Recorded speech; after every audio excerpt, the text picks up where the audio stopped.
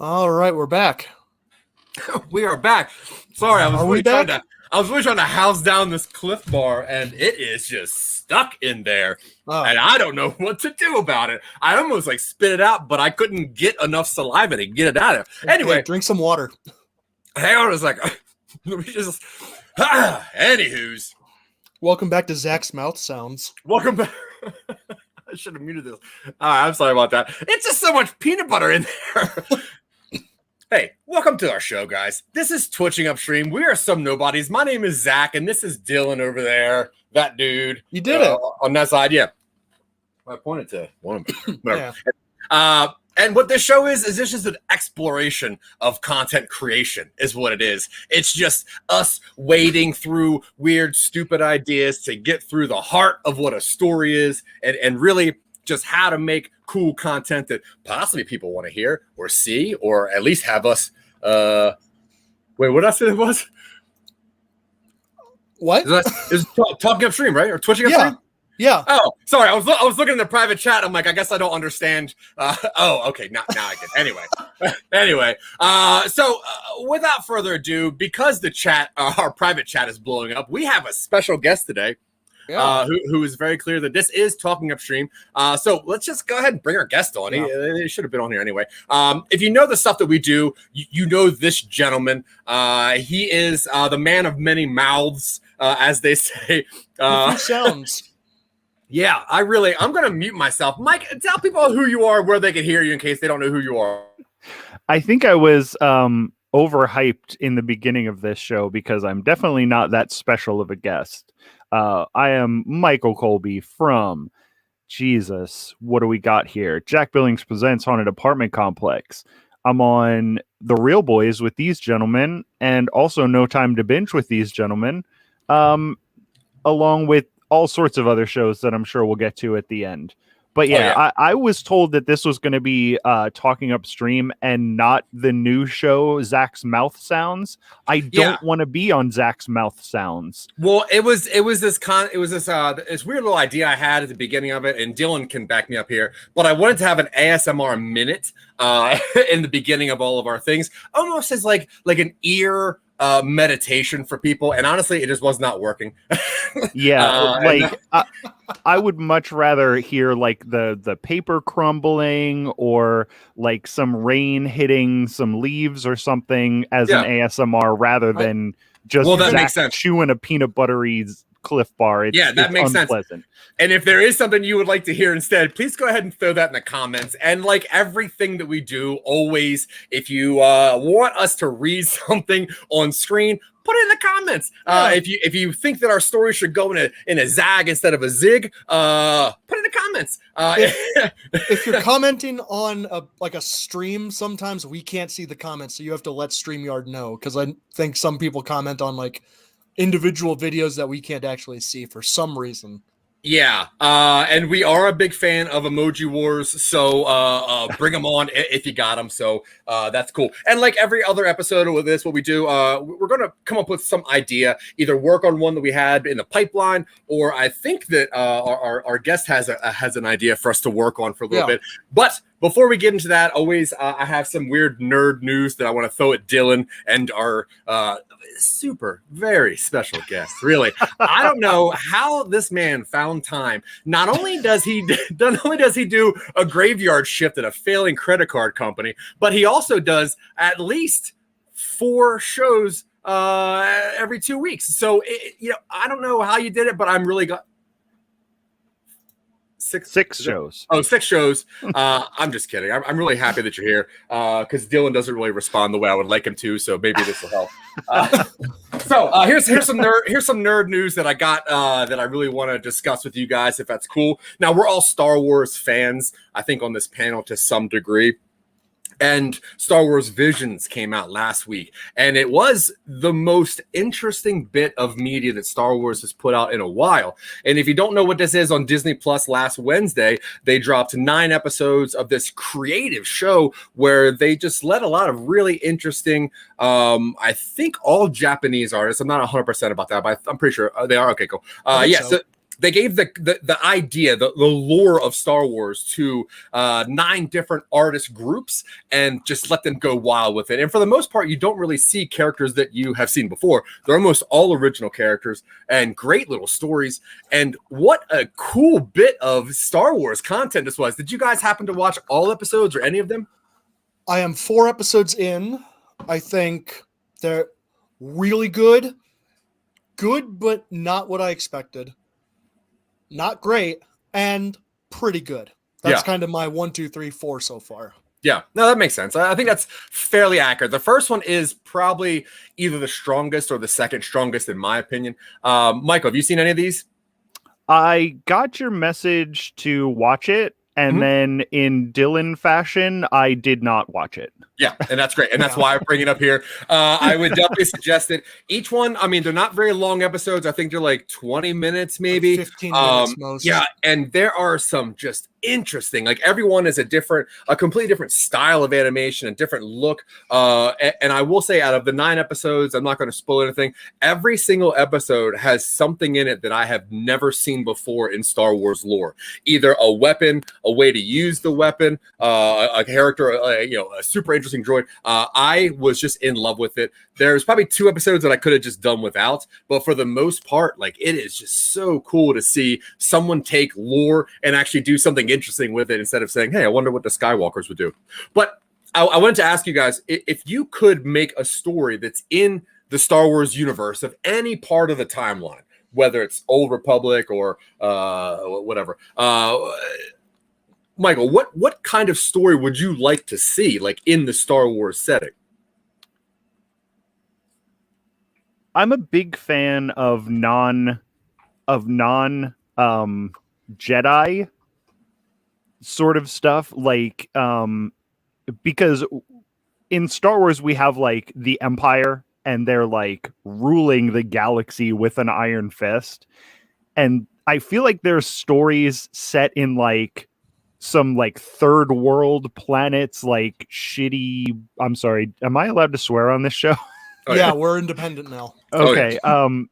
I like there's some shitty like third world country where people are just scrapping by to survive, like the planet that we find Rey on in episode 7, or like, what's going on in like some of the settings of the Mandalorian, where like people are living in shacks and they're just scraping together a living. I think that would be more interesting than seeing like these space cops and fighting the Nazi empire.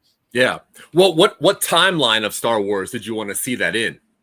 I would like to see it like during the original trilogy, like at the height of the Empire's power, when the people are like the most oppressed. Yeah. And like really, like, it's been going on for a long time. So, people have sort of figured it out, but they're still in dire straits. Yeah.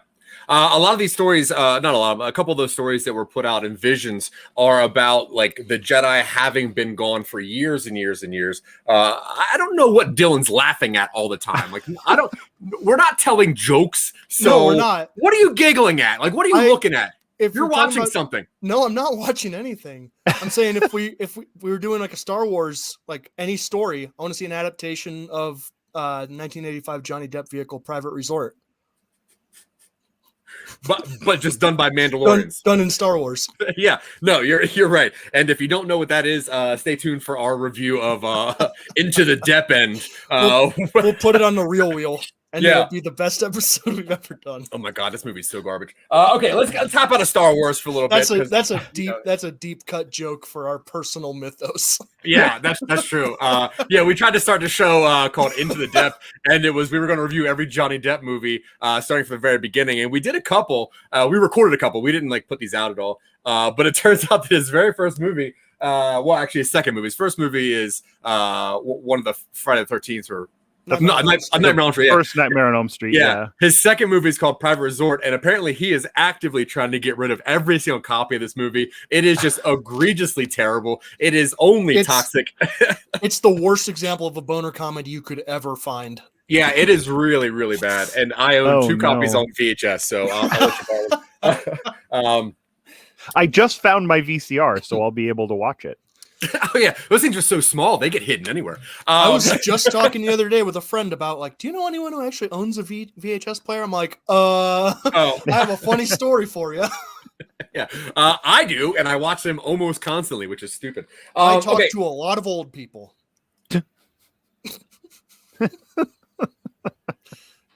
Present company not necessarily included. Dylan, yeah, true. Okay, look, just because you're in your 30s, Dylan, doesn't make you the young whippersnapper of the group here, pal.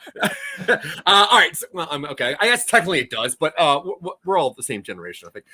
Anyway, Marvel news, because I'm a super nerd. Eternals is coming out soon. It's the next big MCU movie. This movie, the running time is 2 hours and 36 minutes. Is there a way that you can get away with a movie with the majority of the people in this movie? Nobody knows who these people are. There's really not a lot of super comic fans, especially deep cut MCU or Marvel fans.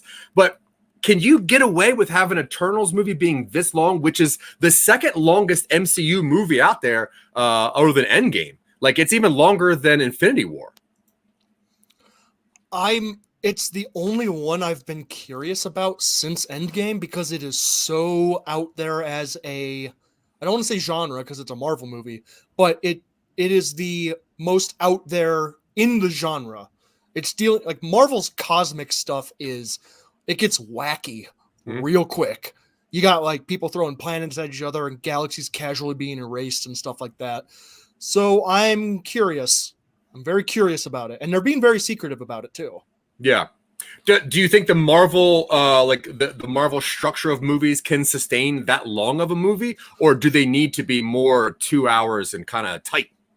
I really hope they don't do a classic Marvel structure with this. I want it to be out there. I want it to be a real standout in its own realm movie. Yeah. Do you think this will introduce another sect of maybe the X-Men or something else? Are they going to bring something else with this movie, or is this just the timeline of what has happened and what is about to? I don't have any predictions as to how or when they're going to bring the X-Men in. I don't think it's going to be as a sideline to one of the weirder ones.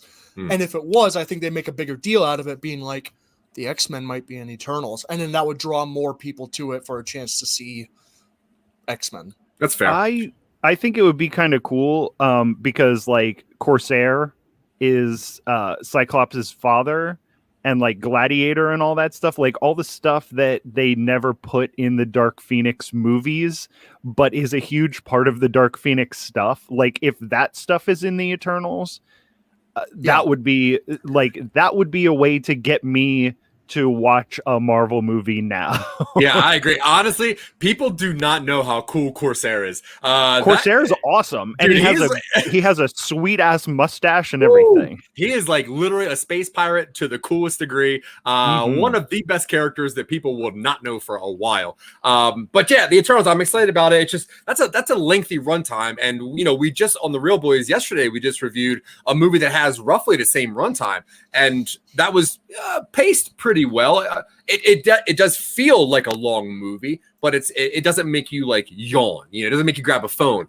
Is there a way this movie can do the same? If they go crazy with the visuals, which it looks like they've got some pretty inventive visuals. The ship landing on Earth looks cool. The energy projection stuff looks cool.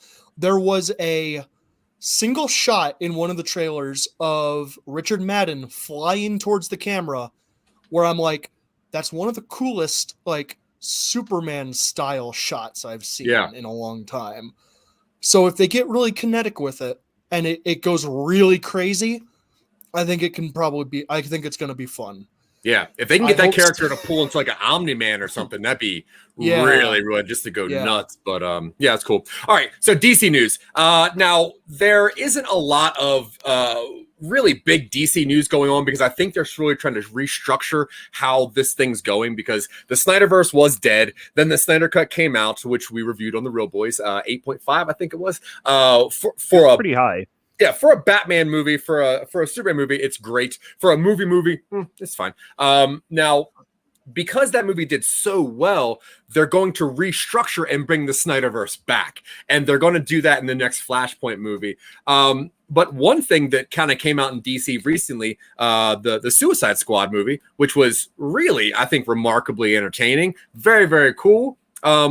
And one of the offshoots of that is John Cena's breakout character, Peacemaker, which was kind of like loosely based on a spoof of Captain America. Now, Peacemaker's getting his own HBO show. It has 9 episodes, and they just wrapped filming of all of that. Is this show just a straight comedy, or is this going to expand some universe in some way? I don't care about Peacemaker. Not at all? Not really. No. Yeah. He served his purpose in the movie as a truly horrible person and a foil to Rick Flag as a way to make him sympathetic. Cool. Yeah. I don't see how I don't care about a TV show about him. Yeah. Yeah, I'm really curious what this is and what they're going to do with it. Like, why should we care? Because I guess it's just a straight up. I would assume it's just a straight comedy, like a fatality-filled comedy. But do you, Michael? What do you think they can do with 9 episodes on an HBO Max show?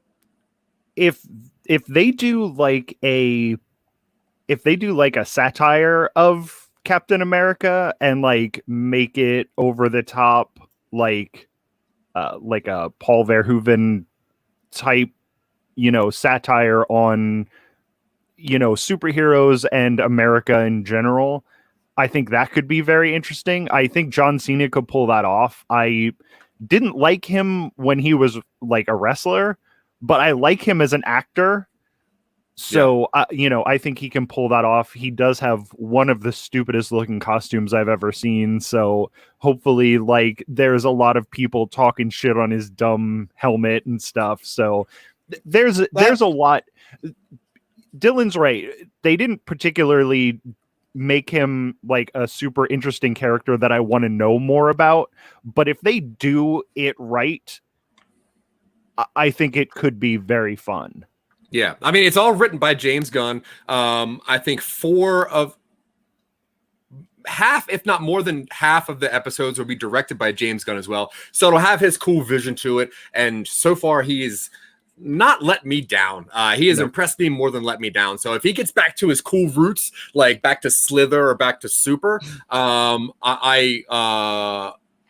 think that'd be really cool if you kind of turn those into a Captain America character. So that's cool. I will say that helmet looks dumb, but it allowed for one of the best shots of movies in a long time. Oh yeah, I agree. I completely agree. That was awesome. That fight scene in the reflection of the helmet. Yeah, yes. Definitely. Yeah, so cool. With James Gunn writing it, that guy. That's a little more. That brings more confidence to me. Yeah, because like he wrote a video game called Lollipop Chainsaw, which is about this like cheerleader girl who kills zombies, and it could have been very stupid, but it ended up being really cool. And I think that was like all his writing. So he can take something that might not be necessarily super interesting and make it great. So yeah, with his touch in there, I think it'll be fun. Yeah, I'm excited about it, but not for any of the right reasons. I'm only excited about it because it's a James Gunn ran series on HBO. For that reason alone, I'm going to watch it. I don't care what it's about. So I hope he pulls it off. Okay, so the last bit of thing that I want to talk about before we get into what we do on the show is The Matrix. Now, The Matrix is coming out very, very soon, and I'm interested in this movie in a way that I'm interested in very few things. I really like diving into things, some things, and trying to, come up with some kind of weird conspiracy or really trying to put things together. And I think this movie, because of the commercials that they've put out, well, the one trailer really, I want to get your guys' opinion on what you think this movie is about. Michael, do you like the original Matrix trilogies? I saw the first Matrix and liked it. I watched one of the segments of the Animatrix, and that was all of my Matrix knowledge. I never watched the sequels. I didn't even finish the Animatrix. I watched the original one once. Yeah. So when I saw that trailer, and people were like going crazy, I'm like, I couldn't care less about this. Yeah, that's cool. Yeah, well, the majority of the movies are not that great. The video game that is based on the second movie is very, very good. Animatrix is also pretty cool as well. Dylan, you've seen The Matrix?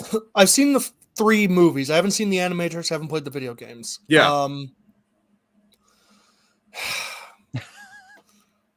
Well, I'm going to throw this idea at you real fast. Yeah. Okay. Now, when you watch The Matrix, and obviously, Michael, you won't know this, but there is one of the scenes where the architect, and it's one of the most exposition-filled scenes where you just hear a lot of shit. One of the things that he says is that there has already been 7 iterations of this. The first iteration was absolutely perfect, and people didn't like it. The second one was based on a nightmare thing, which got me thinking, like, I wonder if...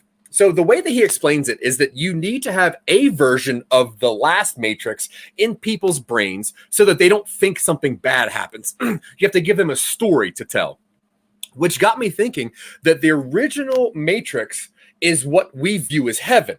And the second Matrix, because it was a nightmare escape and whatever, that's what we view as hell.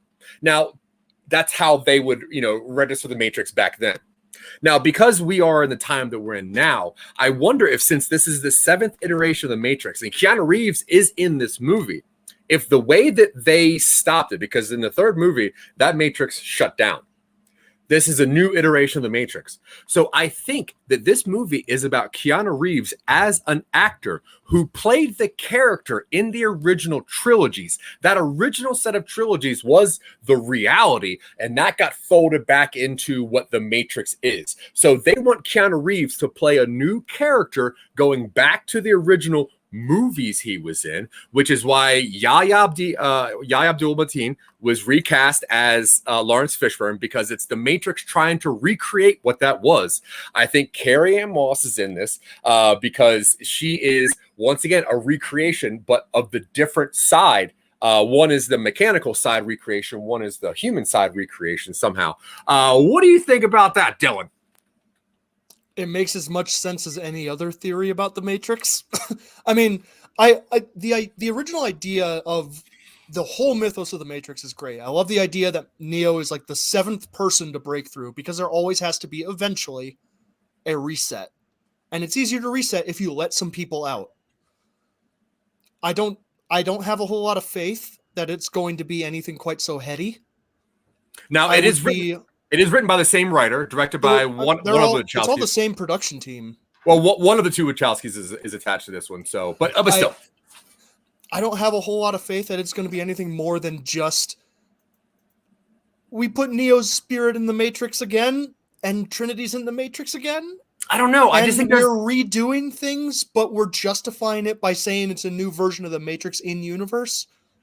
I don't think they're going to go all like Charlie Kaufman and make it the difference between the actor and the character starts to fade, like Synecdoche, New York, or anything like that.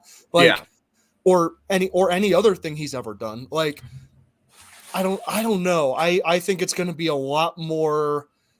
I don't mean this as derogatory, but basic. I think it's going to be a lot more basic of a Matrix sequel. I'm going to disagree. Okay. But that's it. So we're going to get into what we do here. Before we get going, if, whatever you're listening to this or watching this on, feel free to hit like or subscribe because we do a bunch of weird stuff. This is, like I told Dylan earlier, this is our 76th episode of Talking/Twitching UpStream. As far as the Real Boys, we have 50 episodes of that in the bank. No Time to Binge, we have 10 episodes of that already. You guys are crushing it, and I honestly appreciate you. You keep me fueled creatively, and I wear myself out, and I'm sorry for those times. But we're going to get into what we do here. So yeah, go ahead, like, subscribe, follow us on anything. Vorpal Words, yeah, Jack Billings Presents. You know that dude, Michael, down there. Now, we usually go into an idea that one of us came up with or something we're going to refine. But Michael, you were very clear that you had a cool idea. You said I didn't say it was cool. Well, that's true. That's not a quote. You said it was the best idea that you've ever heard on Talking UpStream. And you would like to pitch it so that we can work on it. So go ahead. Okay. Now, this idea has been in my head for a long time. I've told about 4 people in the entire world this idea. Because when I came up with it, I was like, I don't know about this, but it has been long enough that I think it might be okay. I have a very clear idea of the opening of this movie, and then sort of an idea for what the rest of it is, but I could never get it clear. So here's what we have. We're gonna open up on like a terrible rundown like Airstream trailer. The silver ones, the like bean shaped ones. Mm-hmm. We're gonna go into the house. The first thing you see is a television, and it's playing the movie Weekend at Bernie's. And then we're gonna pan over. This is a very like generic opening because it sort of goes crazy after this. It's like panning across a couch with beer bottles laying all over the place, slippers, boxer shorts, open robe, guy with a beer gut, dirty, gross, burping, farting. And then as we pan through, it is David Spade. Now, David Spade has had like a big moment of fame and then has done pretty much shit ever since then. So we're just going to say in this movie universe, he's fallen on very hard times. He's looking at a VHS copy of Tommy Boy.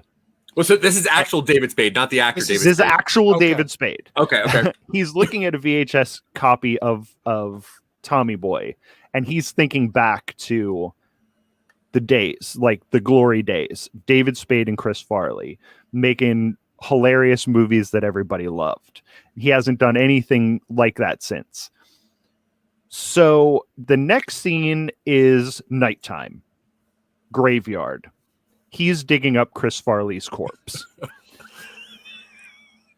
What he's going to do is he's going to Weekend at Bernie's Chris Farley's corpse that's been in the ground for 25 years? 20 years? Yeah. Okay, cool. So he's Weekend at Bernie Chris Farley's corpse. He has, his leg tied together with Farley's leg. He's got his arm around him. He's walking him around. And he's, rotted and decaying. But nobody notices. And they end up making a bunch of buddy movies. Like Chris Farley, David Spade buddy movies, just like the old days. And nobody seems to notice. Everybody loves these movies. They're like, oh, yeah, Chris Farley's back. He must have, what was his name? Andy the Man in the Moon guy. Oh, Kaufman. Yeah, Andy Kaufman. He Andy Kaufman'd everybody. He just made everybody think he died. Then he just disappeared for a long time. Now he's back, and he's making movies with David Spade again. And now we're back to having a great time with David Spade. The ending of this movie, see, because it seems mean-spirited, but I don't mean it that way, because I really like Chris Farley. Like, I really liked his movies, and I actually enjoy a lot of stuff that David Spade does.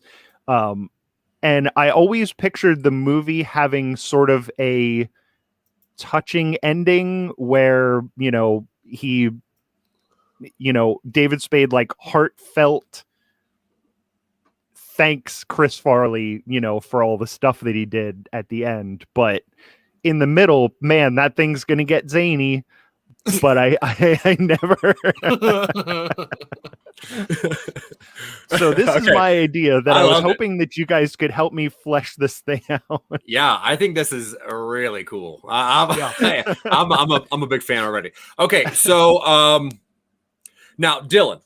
Yeah, we're gonna kind of create this. I think Michael sees it as a movie, so let's just treat it like a movie so far. And I guess we're gonna have to give it like a normal 3-arc structure. I think that makes sense here, because the premise is pretty basic. It's one of those what are they called? Oh man, what's the name of those? Romp. No, whatever. Feel good romp. No, it's one where you really got to like really just let your brain go and just accept that this is going to happen. This is a stupid idea. It's a stupid idea for dumb people to enjoy. Weekend at Farley's. Yeah.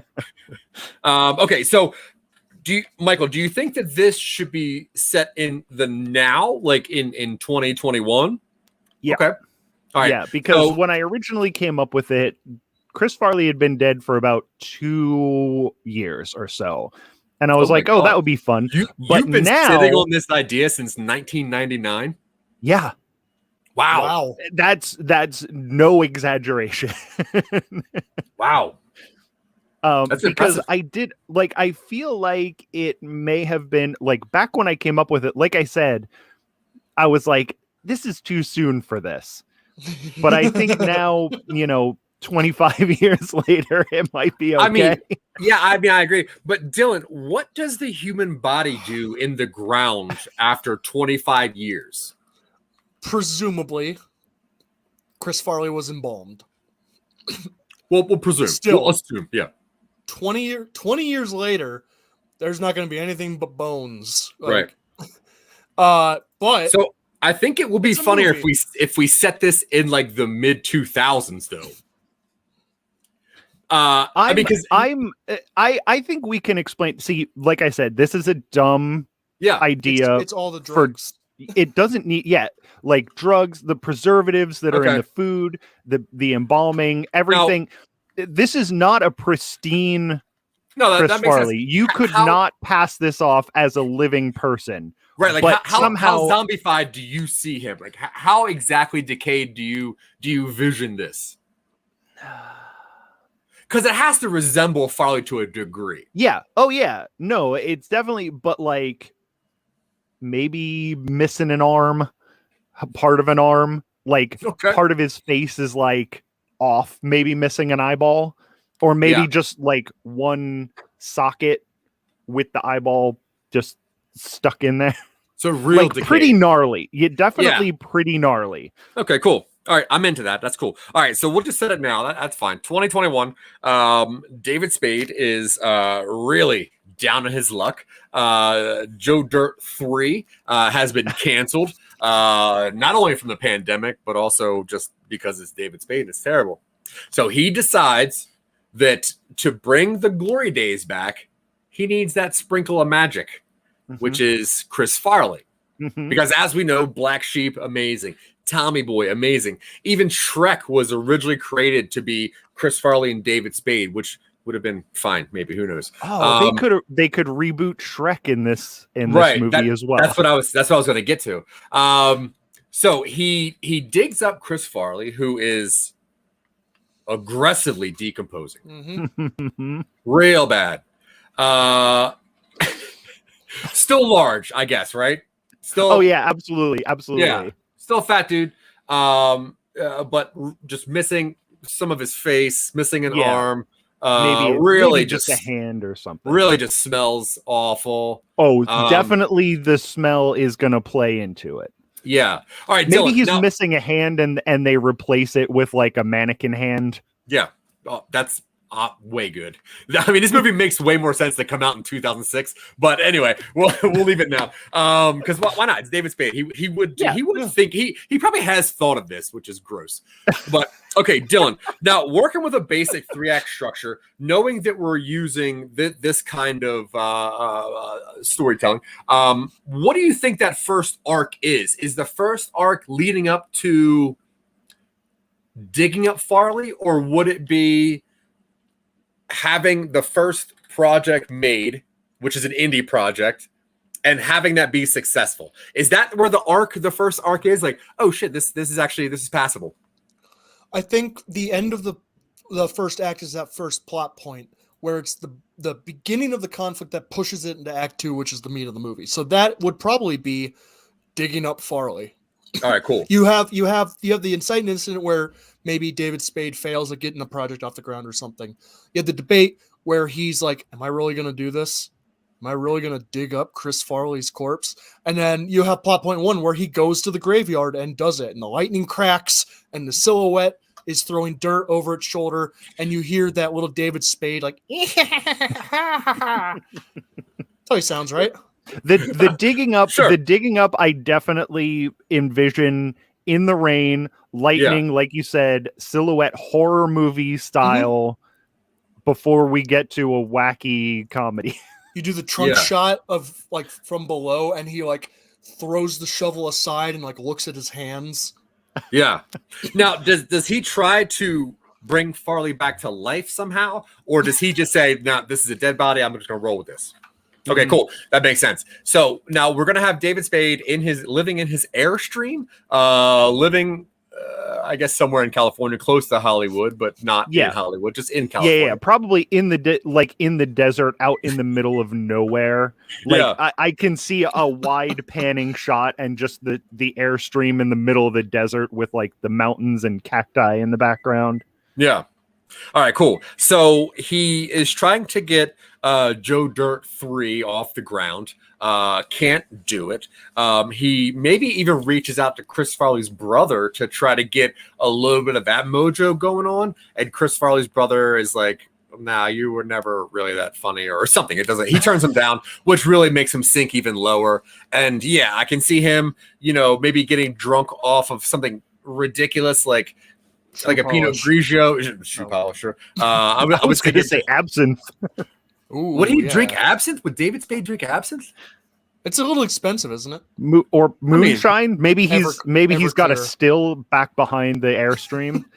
He's just drinking moonshine. making his own moonshine. Sure. Because of a movie he did early on his career called Shinerback or something stupid, he knows how to make liquor. So he has his own still back there, which is a movie prop that he made real. So he drinks his own nasty moonshine that he makes from old cactuses and VHS tapes of Tommy Boy. And he's looking over all of his memories, all of his wigs that he wears in all of his movies, because he is a bald man, just so everyone knows. And he decides in a drunken fit, I need this. Mm-hmm. I need me some Chrissy, right? Mm-hmm. So he goes to wherever Farley is buried, and he digs him up. Is there any issue that you see with him, like breaking into the graveyard? No issue, right? I didn't see any issue. Yeah, that's fine. Now, David Spade, how old is David Spade currently? Let's kind of get some quick 57. numbers. All right, so I was going to say late 50s. So 57-year-old David Spade is now hulking around a very deceased, most likely falling apart, 300-pound. Not anymore. 250. I mean, without an arm, he's probably around 250. So now he's dragging a 250-pound dead Chris Farley back to his car, right? Are we going to get a scene of him, like, we're going to get this into the car and get this home? And what do you think he does? Like, he's going to sit there and looking at Farley's dead body in his space, right? In the Airstream. And he's like, all right, buddy, let's do it. Let's get back to writing. Does he confront what he's done when he gets home? Like he props the body up and then he's like sits down and he pours himself a stiff drink. I think he would. I think the like what he did sort of hits him at the end. Yeah, because I can see him looking at a dead Chris Farley and then breaking and laughing and be like, "What am I doing?" But he still does it. And I think, do you think it makes sense that he would talk to Chris Farley, right? Like talk to the body, like while he's writing. Sure. Yeah. So his first project, because he's not sure if the community, if the public is going to understand it, it has to be an indie project, right? Or like a YouTube video or a TikTok, like something that goes viral. That makes sense. Now, Dylan, what do you think would be something that David Spade would try to present first to let the world know the team's back? I'm leaning towards like a home-produced remake of Shrek, where it's like, this is our proof of concept. We filmed some early adaptations, and it's just like, or see, how about this? They have Shrek action figures. Oh God. And they're filming it on their phone. The production stills of him and Chris Farley in the costume of Shrek. See, I think we should go a different route at first. I think that we should look back at Farley's SNL, skits and use tiny bits of information to let people know that he's back. Like maybe David Spade kind of like ties Farley up to like the ceiling, and then you hear him off screen. He's like, "I lived in a van down by the river," and he yanks it, and then Chris Farley just falls over a table and smashes the table. I was like, "Yeah, they're back." Is this a presentation he is giving to film executives where he's like trying to pitch a movie where he's like, "You're never going to believe this. Chris Farley's back," and then he puts it on the projector or something, and it's like a homemade, like the camera's tilted a little bit and it's in his Airstream? Or I think it should build up, like he's trying to build up momentum from like a ground roots level. Like he's putting his own YouTube channel together. He's like doing the TikTok thing. I think that's really clever. And it's like just shorts, like 10 seconds. And then people are like, "Wait, is that really Chris Farley? Like that's Chris Farley, right?" And then they do like all of his old skits, and he's like, and it's always just him falling through stuff and being very, very bad effects, but people just buy it because it's so bad effects that people are like, I think this is like a mockery of comedy. I love what they're doing. This is clever, right? Is that where you guys see this going? Yeah, and have like one of the, he sets up the camera and then he gets behind and he's like moving the arms. He's got like his arms in the backs of the sleeves. Yeah. So he's like, "Yeah, down by the river." Yeah. And he's doing the voice. Now, then I would assume once the TikTok presence is there, the YouTube presence is there, he's starting to build up steam. Maybe he's doing some sort of talk shows, maybe podcast talk shows. That way it's just mostly audible. So, and then some visuals like, "Hey, buddy, Chris here, Chris Farley." And he's like, he's like, "Oh, he's all messed up on cocaine again." You know how Farley is. And he just like falls on the floor. He's never changed. Yeah. He's on Talking UpStream. He starts with the indies. I love it.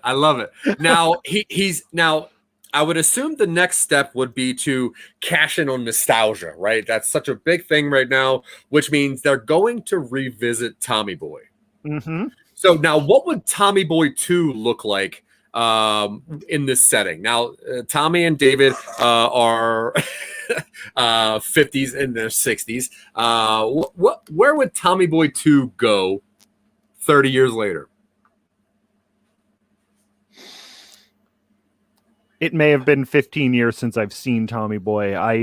Well, the main crux is is that the dad dies, and they're the owners of the brake pad shop. And then to keep the business and going, keep all the workers there, Tommy has to make a big deal. So he goes with David Spade, who's the best salesman, and they have to bring it back. Now, I would assume to bring that into today, you would need to have electronic cars, maybe self-driving cars.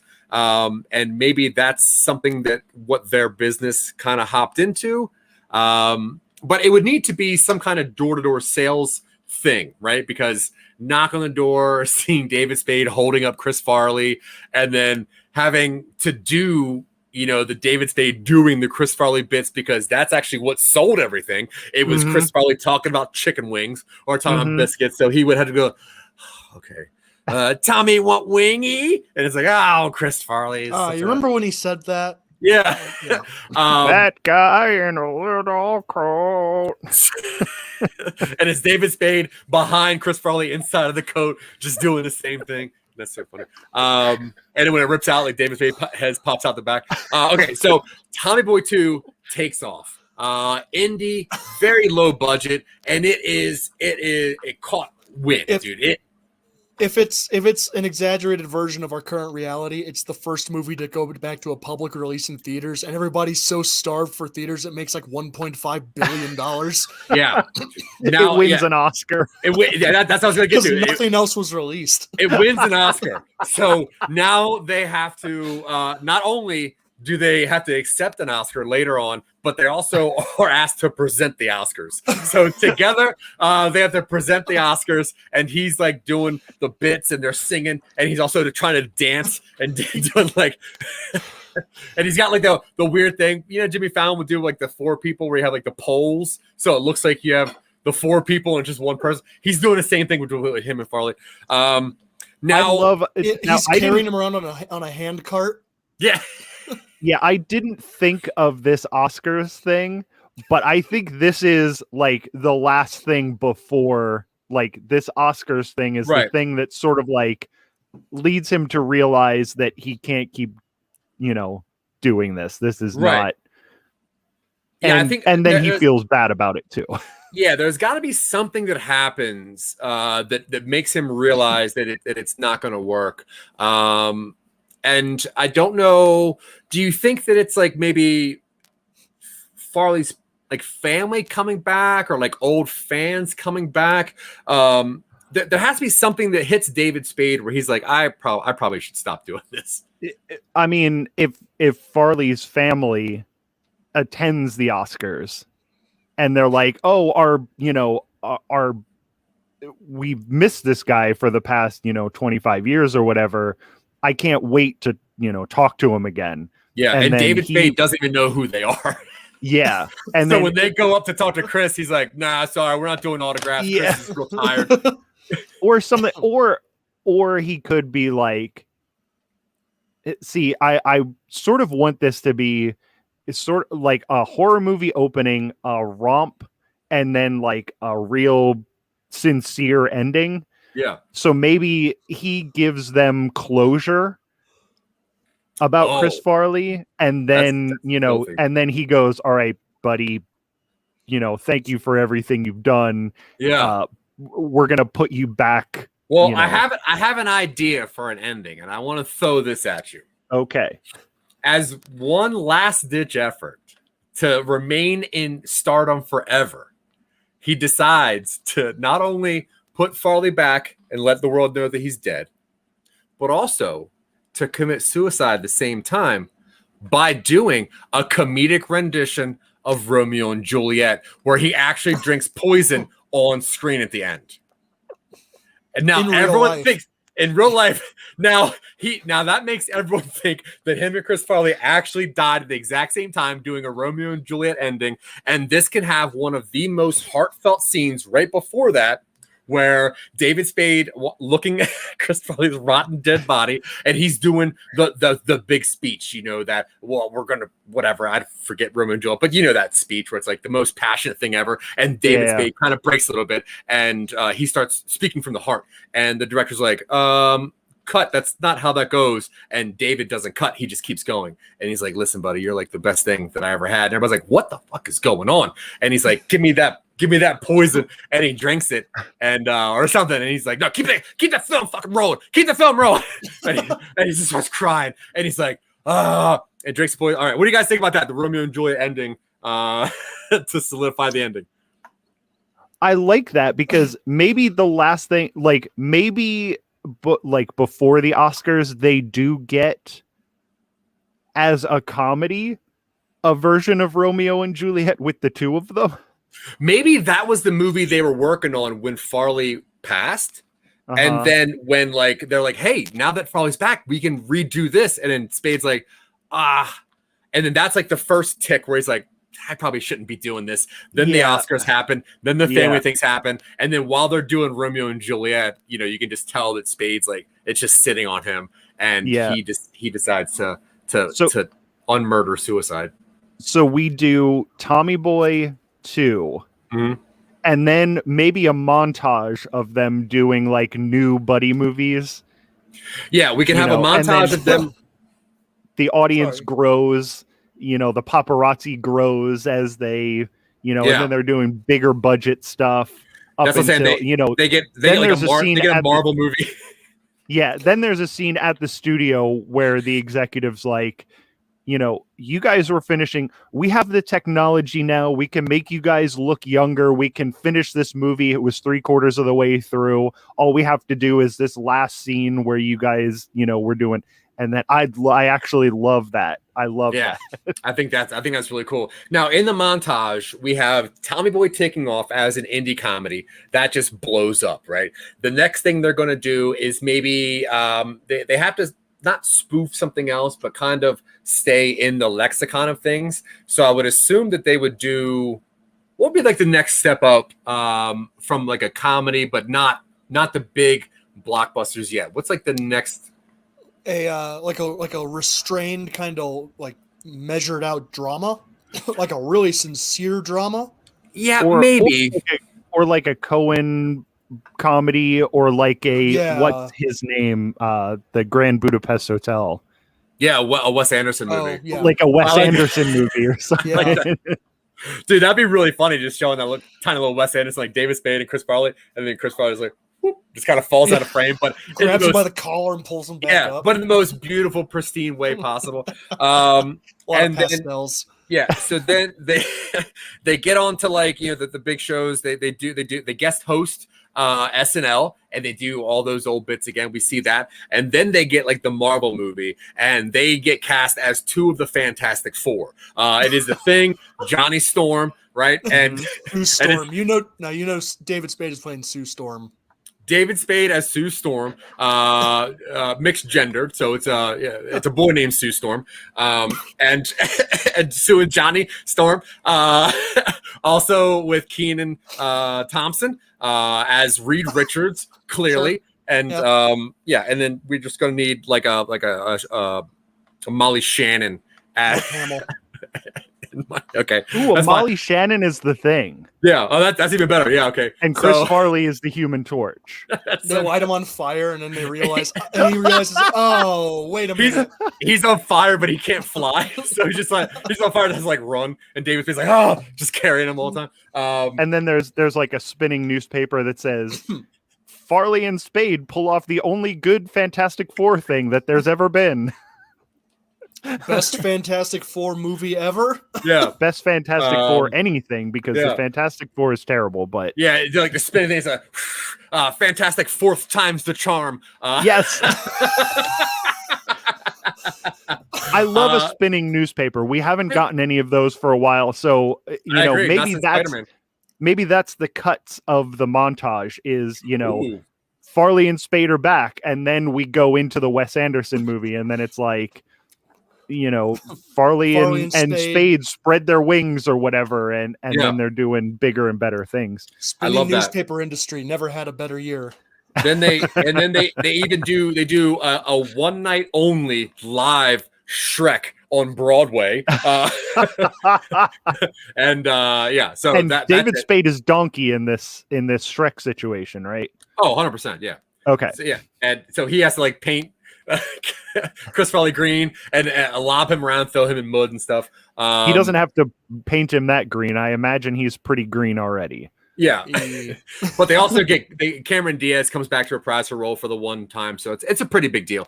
Now they also win a Tony because of that. So and they do this weird thing in Tommy Boy where they kind of sing along to one of the songs, but it's a song that they wrote. So they end up at the end of it, they get an EGOT.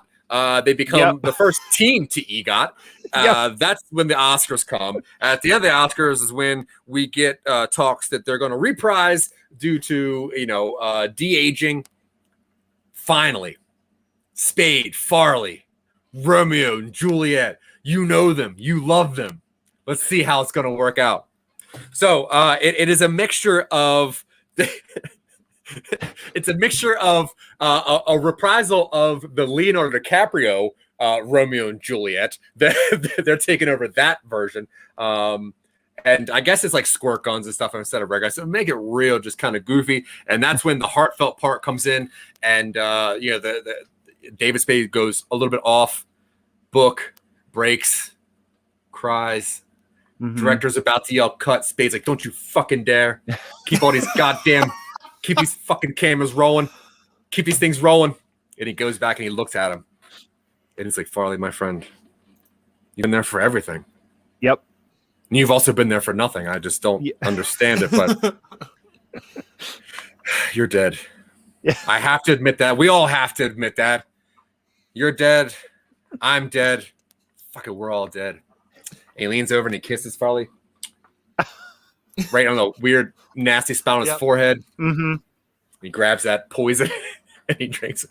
And he dies in one of the weirdest ways. It takes like 6 minutes. It's awful. Oh, it's like a rolling, like a Paul Rubens in the Buffy movie death. Yeah, and he's like just vomiting all over Chris Farley, and it's and he's like bleeding out of his nose now because it's like the worst kind of poison ever. And everybody's like, "Ew, he's messing up Farley's body." And then they're both dead. And they go, No. They're not messing up Farley's. Killed. Yeah, they're not messing up Farley's Chris body. Farley. Wow. Farley is a professional. He is just laying there for this whole thing. Yep. I like Zach's idea that they think that David Spade then That's murdered it. Yeah. Chris Farley. Finally, after all that, cut. My God damn it, guys. That was beautiful. I don't know how you're going to do it. You're going to win a Razzie and an Oscar at the same time. David, get over here. That was fucking... No, David, cut, everybody. Just, hey, guys, what's going on? Oh, my God. This is... Yeah. Pinky. Hey, this is real poison, guys. He rubs on his gums. Hey, this is real... I bet my life on it. The on-set medic comes in and checks both of their pulses, and when he goes to do Farley's, his like fingers go through the skin. Yeah, it's like, God oh damn it, no, these guys are both actually dead. They're like, God damn it, David Spade killed Chris Farley, and then that's how it goes down, and then everyone hates David Spade forever, which would make it a cyclical story. Farley's back to being dead. People forget that Spade exists, and Shrek is still kind of garbage. But yeah, I think that's Agreed. A very cool story. It ended up being way better than I actually expected it to be. So you're welcome for giving you the best idea ever. And absolutely love it. And everyone who is in charge of, I was going to say Crackle, but Crackle got sold to like some sort of weird Christian thing. It's not Sony anymore. So there's no way that they would make this movie. But anybody who can get a hold of David Spade, get a hold of us. Yeah, I think it's a great idea. I think it would be the only thing to resurrect Spade's career. Mm-hmm. And then if you do it in a cool way, you can do it where people are like, I don't know if this is real or not. Is Chris Farley actually like dead? Like, what is this? It'll resurrect his career and then promptly put him in the ground. Yeah. I think it's a phenomenal. Michael, honestly, I said at the beginning, not really as a joke. I knew you had very cool ideas, but this one turned out to be honestly way better than I anticipated. And I am blown because all that you gave us yesterday was Weekend at Bernie's. Like it's a tape. It's a tape. And I'm like, It can't be done, dude. It cannot be done. I thought about this since 1999. Cannot be done. But here you are. You prove me wrong yet again, my friend, and I really appreciate it. I have grittily rebooted Weekend at Bernie's as promised. Now, what are we going to call this thing? No, it can't be Weekend at Farley's. No, it can't be Weekend at Farley's. No. Because I don't want to spoil it with the title. How about? And I think the trailer should be cut like a horror movie trailer. A spade too far. I was going to say a spade's a spade. A spade too far. The ace of spades? Spade too far is very good. Yeah, spade too far is pretty good. I don't understand it, but it's beautiful. Okay, Look, anyway, well, listen. A spade too far. Look, the movie is an almost 60-year-old David Spade carrying around Chris Farley's 25-year dead corpse making movies. Just because a spade too far doesn't make any sense, that actually puts it with the rest of this project. Yeah, I'm with you. I'm with you 100%. I love it. A spade too far. Michael, one more question. Your dream production team, director, who's directing this? I don't want it to be too serious. I'm actually thinking like shit. I was gonna say Harold Ramis. Can we get somebody to Weekend at Bernie Harold Ramis to direct this?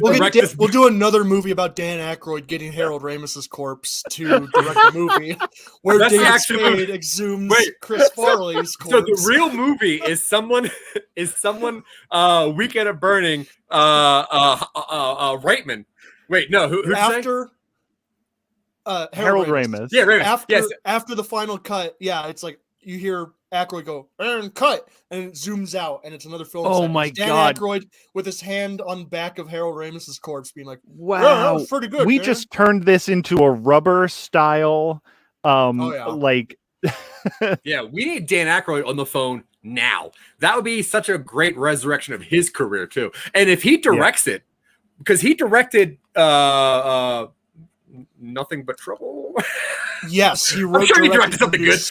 Yeah, that was a crazy movie. You did say Reitman. Yeah. Is Ivan Reitman still alive? Well, he is, but his son is actually doing. His son is doing really, really cool stuff. Okay, I don't hate that. I kind of do like Aykroyd, Weekend at Burning, Ramis. Now that could be the story where Aykroyd's like, I need a big thing. He's like, people want Harold Ramis to come back, so he does that while the Farley resurrection is back, and that's why at the end we find out that Farley's been dead the whole time too. I like Dylan's ending where they pull back and it's Dan Aykroyd, Weekend at Burning, Harold Ramis, and then that's our sequel. Now we have a sequel set up. Yeah. And then, because they're going to talk about the resurrection of the next iteration of Ghostbusters next. Since, Ramis is back, Aykroyd's back, we have Spade and Farley. That's your 4. Things are GTG. Good to go. They called it Afterlife. They have no idea. Yeah.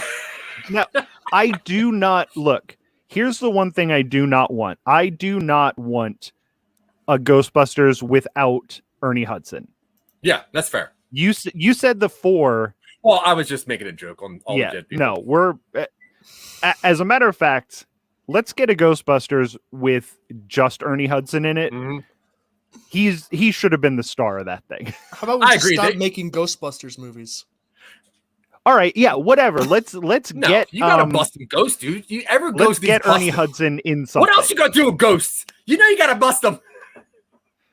And then they're busting. Then they're busting Chris Farley's ghost, and they're like, "How is Chris Farley a ghost? He's right here on the set of this movie." Wait a minute. We have a franchise here. Wait, we're breaking the fourth wall. The real Ghostbusters come in, which is only Ernie Hudson, and he's like, "God damn it! I heard there was 2 ghosts in here," and it's like, Farley, what the fuck are you doing here? It's like, Ramis, and he just hits him with the zapper thing.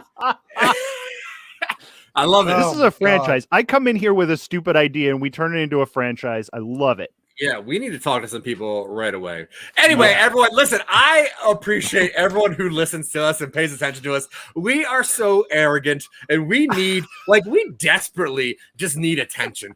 We deserve their attention. Desperately deserve attention. We have worked so hard getting your attention that we deserve more of your attention. And if you want to see or hear more of what we do, literally open up your phone, flip that bad boy open, pick up that phone and just type in boop, boop, boop, boop, boop, Some Nobodies on whatever it is that you're looking at, and you can find all of our stuff. I'm going to let Michael talk about where you can find him, because he is amazing. And as you can tell, he might have a good idea or three. Go ahead, Michael.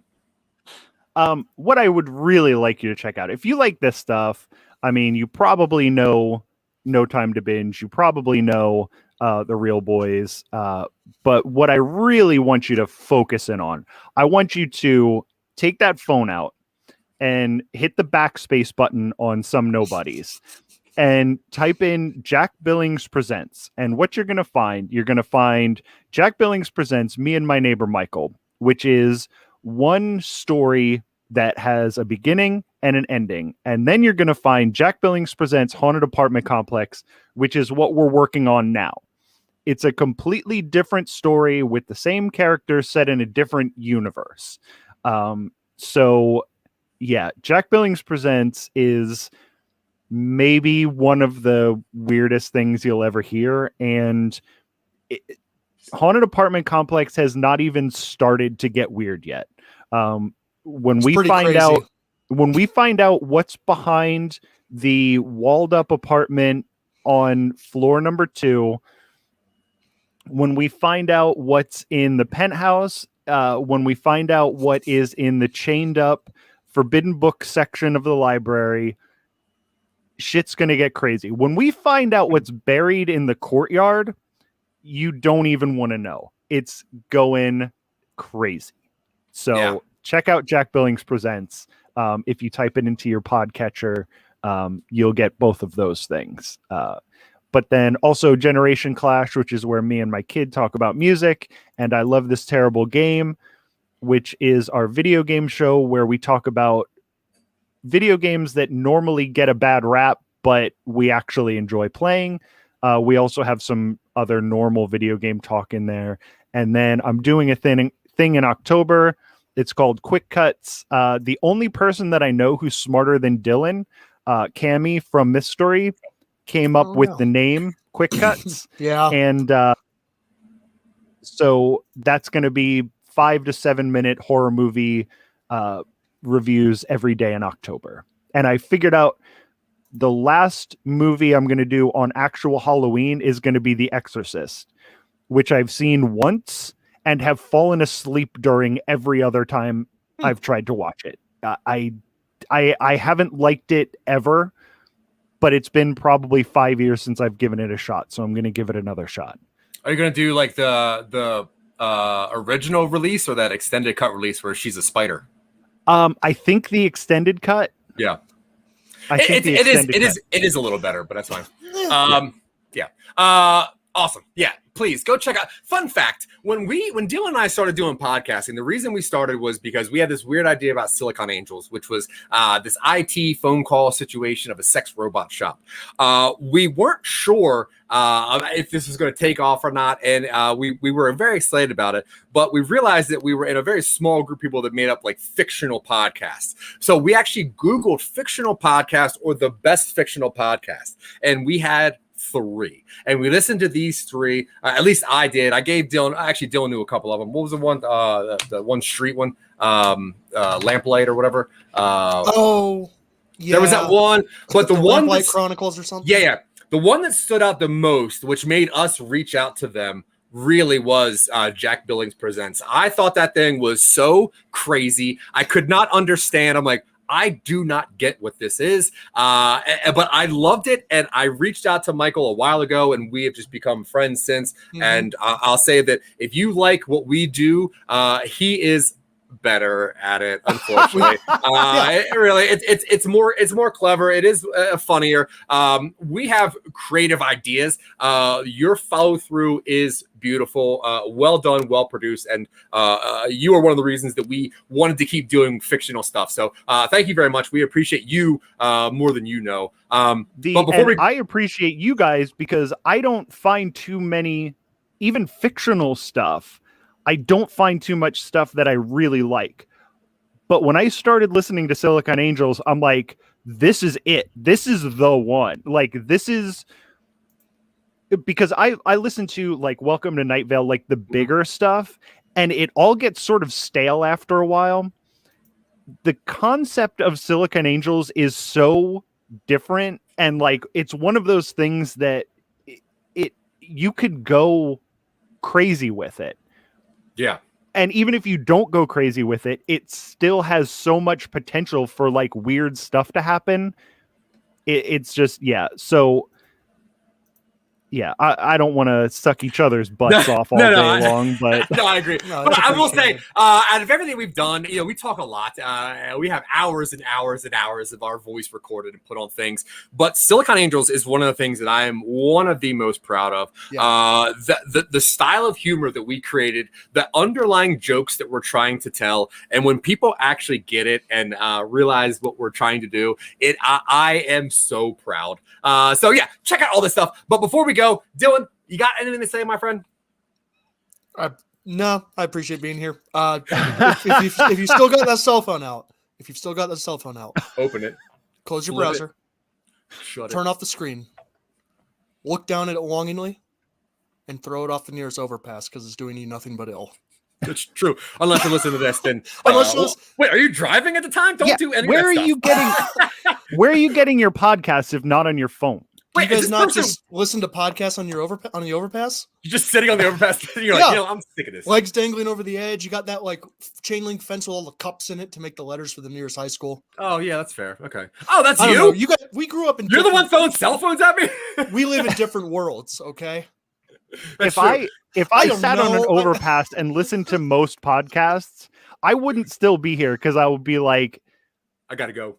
Yeah, I'm gonna have to jump off of this overpass because these people are getting famous for garbage. Like we have, like, between Jack Billings Presents and Silicon Angels, we have such fun, interesting, different things going on, and then we have like assholes like Joe Rogan just talking about nothing for 3 hours, and he's a bajillionaire, and it's like, you know what?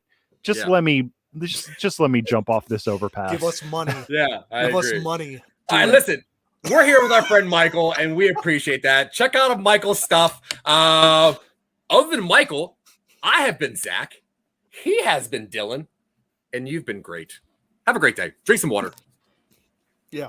Okay. Bye.